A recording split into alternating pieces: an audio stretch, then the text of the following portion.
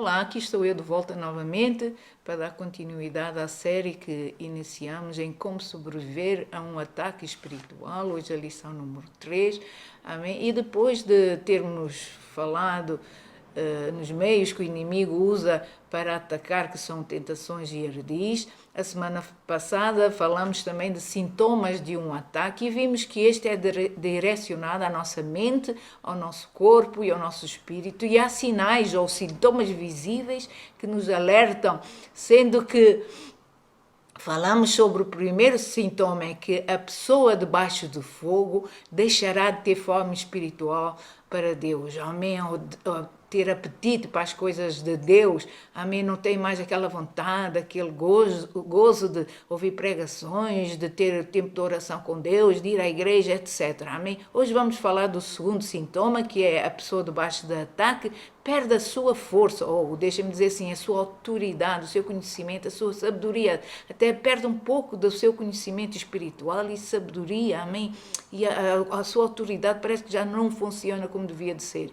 Assim, ainda que essas pessoas estejam como que a sorrir, a declarar as verdades bíblicas, a dizer que amam a Deus, ainda assim eles perderam aquele, não sei se os irmãos entendem, aquela força, aquela tenacidade que existia dentro deles. Eles perdem aquela pujança que tinham, aquela ousadia, já não estão mais mortinhos para servir a Deus, ou testemunhar, ou ir à igreja, perdem algo, os irmãos entendem? A Bíblia é viva.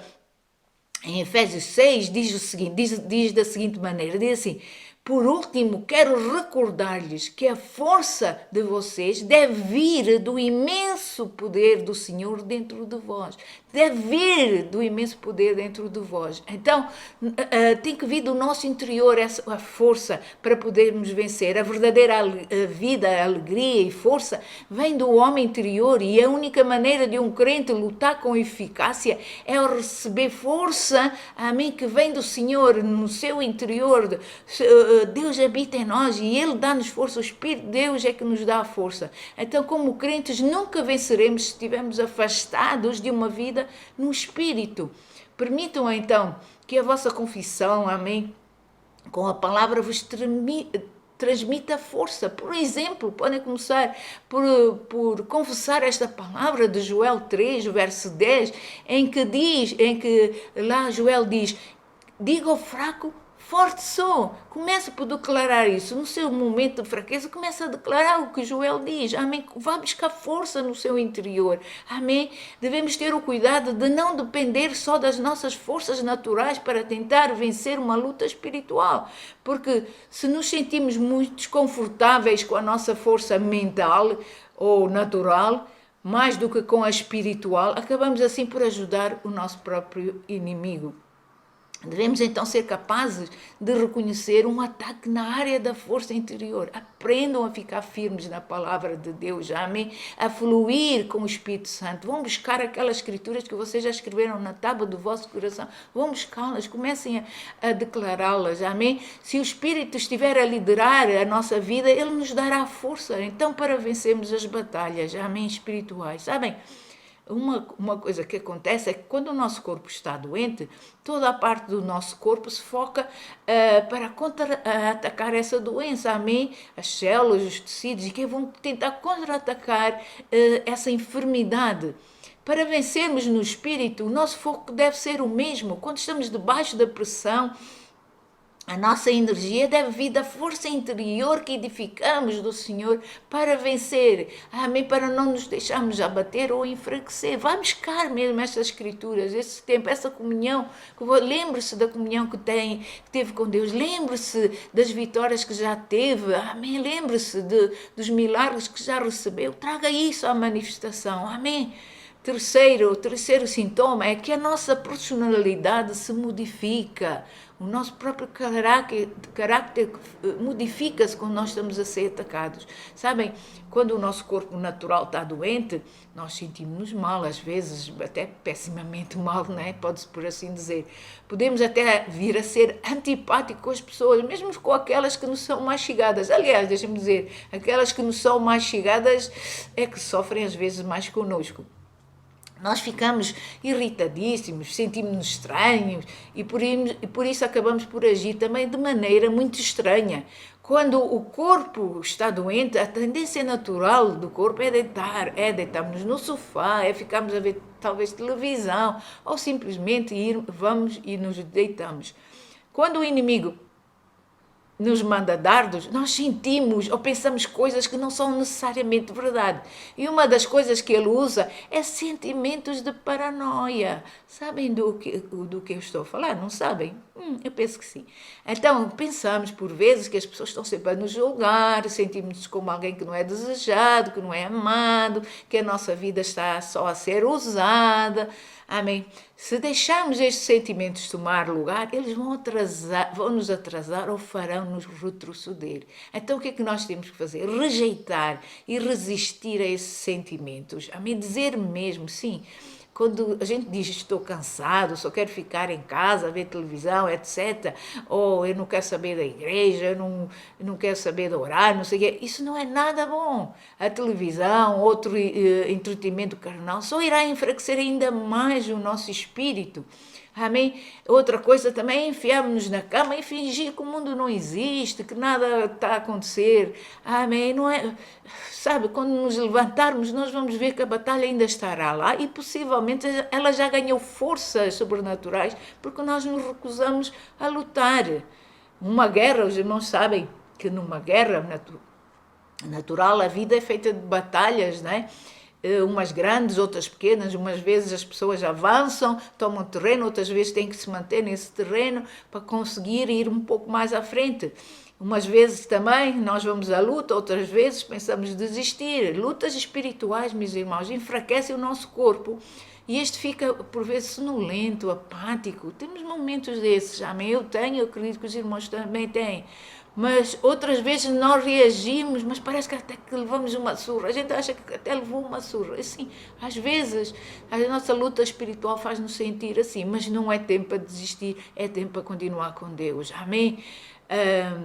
As pessoas que andam no Espírito não desistem facilmente, movem-se com Deus e não perdem a sua alegria, a sua tenacidade, apesar da luta. Amém? O seu propósito está focado nas coisas do Espírito, está focado no Espírito Santo de Deus. Eles sabem que Deus estará lá, que Jesus estará lá presente, que o Espírito Santo estará lá presente para os ajudar. Por isso o amor, a alegria, a ousadia devem ser parte da nossa vida quando andamos pelo Espírito. Quando estamos em guerra, nunca devemos ir para um lugar solitário, porque isso quer dizer como que retirada, ou como se diz no natural, desertor. Isso não deve existir, não deve fazer parte de nós. Nós somos parte do exército de Cristo Jesus e em Jesus Ele já declarou que somos mais que vencedores. Amém? Da nossa parte só deve haver um ao ataque. Aí eu vou ao ataque. Se retirarmos as forças de Deus ou do Espírito Santo, as circunstâncias não nos vão importar. Nós só vamos querer contra-atacar, nós vamos querer avançar, amém? Por isso, quando estiverem debaixo do fogo, tirem, deixem-me dizer assim, a vossa metralhadora espiritual e entrem em luta até correr com o inimigo da vossa arena. Peguem na palavra de Deus, não se deixem intimidar com o ataque espiritual. Intimidação é uma das armas do inimigo e ela pode nos levar ao KO. E quando nós nos levantamos, não seremos mais os mesmos, porque ele vai trazer consigo a insegurança, porque ele sabe que se estivermos seguros em Deus, a unção de Deus pode revelar o que Ele é e o que Ele está a querer fazer. Assim vamos resistir a qualquer intimidação ou insegurança. Vamos buscar força no Espírito Santo de Deus. Amém? A Bíblia diz em Jeremias 23, o verso 29, Jeremias diz assim, não é a palavra de Deus como fogo, diz o Senhor, e como um martelo que esmoiça a pedra. Então pegue na palavra de Deus. Lembre-se que ela como um fogo pode queimar esse ataque, pode destruir esse ataque ou desfazer completamente esse ataque. Lembre-se também que a unção de Deus na sua vida despedaça o jugo da escravidão. Quando os jugos são quebrados, o povo é liberto, é fortalecido. Assim, não aceitem mais esse lixo e as mentiras do diabo. A maior arma que o inimigo tem contra um servo de Deus é fazê-lo sentir rejeitado, intimidado e inseguro. Por quê? Porque ao fazê-lo, ele vai impedi-lo de pregar a verdade, Pois a verdade liberta. O que é que diz João 8,32? E conhecereis a verdade, e a verdade vos libertará. Amém? Deus quer-nos confiantes em nós mesmos e temperados com a palavra. Nós somos vencedores. Assim ajam como tal. Não fiquem nessa aí de dizer, ninguém gosta de mim. Não diga isso. Mas começa antes a dizer, Satanás, agora mesmo eu despedaço e destruo todo o teu poder da autopiedade sobre a minha vida no nome de Jesus. Tu não tens poder algum sobre a minha vida em nome de Jesus. Por quê? Porque a Bíblia diz que nós somos vencedores, que nós somos um exército vencedor. E isto não é só uma bonita ilustração. A Bíblia diz isto para aprendermos as estratégias de como vencer e derrotar o inimigo das nossas almas. Assim, fiquem firmes em Deus e na força do seu poder. Porque se Deus é por nós, quem será contra nós? Sabe o que é que diz Salmos 46, o verso 7? Diz da seguinte maneira, diz assim, o Senhor dos exércitos está conosco. O Deus de Jacó é nosso refúgio. Jeremias 50, o verso 34, diz assim, mas o meu Redentor é forte, o Senhor dos exércitos é o seu nome. Jeremias 15, verso 16, diz o seguinte, acharam-se as tuas palavras e eu comi, e as tuas palavras eram para mim gozo e alegria do meu coração, pois levo o teu nome, ó Senhor dos exércitos. Veja, tem que ter a palavra na sua boca, no seu coração. Coma essa palavra, desfrute dessa palavra, fala essa palavra para ganhar vitória. Nestas últimas semanas nós temos estabelecido que temos um inimigo e aprendemos quais são os sintomas detectáveis que nos podem mostrar que estamos debaixo do fogo do inimigo. Hoje entendemos que ataques espirituais não se afastarão se não forem confrontados. Não podemos ignorar a situação e pretender que ela não existe. Por isso, iremos também falar das nossas armas, quais são as nossas armas e ver como obter, então, vitória total. Já vimos, então, que a nossa luta não é contra carne e sangue, que diz em Efésios 6, verso 12. A nossa luta não é contra o ser humano, amém? Não é contra carne e sangue. Por isso, estabeleçam então no vosso coração que não irão lutar com uma pessoa. Pois se nós cairmos nessa ratoeira de que a nossa luta é com uma pessoa natural, iremos reverter essa luta espiritual para uma natural. E essas lutas não se vencem com ódio, com vinganças, com críticas ou maledicências. Não podemos usar argumentos mentais para eliminar os espirituais. Amém? Estão comigo? Guerra espiritual quer dizer uma influência espiritual, uma influência maligna sobre alguém ou sobre alguma coisa. Jesus foi atacado, sabem? Jesus foi atacado no seu ministério e na sua vida através das multidões, de líderes religiosos daquele dia, devido a tradições, mas também por influências espirituais. Mesmo depois de se manter inabalável, o inimigo tentou demovê-lo da cruz através dos próprios discípulos, tal como Pedro, que tentou dizer, longe de ti, Senhor, mas o inimigo acabou por ser bem sucedido através de Judas, que fez com que Jesus fosse à cruz. Jesus conhecia a fonte do ataque e por isso não se descuidou e nem se desviou do seu alvo. Jesus sabia qual era a sua missão e por isso manteve sempre os olhos nela. E já na cruz, ele mesmo disse já na cruz, em Lucas 23, 34, Jesus diz assim, Jesus porém dizia, Pai, perdoa-lhes porque não sabem o que fazem. Ele entendeu que a sua luta não era uma luta com uma pessoa, não era uma luta física, amém? Os irmãos entendem? Então o primeiro princípio básico para sobreviver a um ataque é saber também perdoar quem está a ser influenciado pelo inimigo para nos vir atacar. Jesus não deixou que traição o movesse ou pressionasse. Perdão, meus irmãos, destrói os planos do inimigo. Perdão é uma força que prova que conhecemos o nosso Deus e também o nosso inimigo. Por isso Paulo diz o seguinte em 2 de Coríntios 2, do verso 10 ao verso 11, Paulo diz assim, a quem perdoardes alguma coisa, também eu. Pois o que eu também perdoei, se é que alguma coisa tenho perdoado, note, por causa de vós o fiz na presença de Cristo. Nota agora que diz, para que Satanás não leve vantagem sobre vós, porque não ignoramos as suas maquinações. Amém? Então, o perdão coloca a nossa confiança na direção certa, na pessoa certa. Amém? Ele libertará o poder e a força do Espírito Santo na nossa vida. A amargura é o contrário, é o oposto. Ela nos manterá presos na arena da contenda, da vingança, do ódio, do ciúme, da acusação, etc, etc.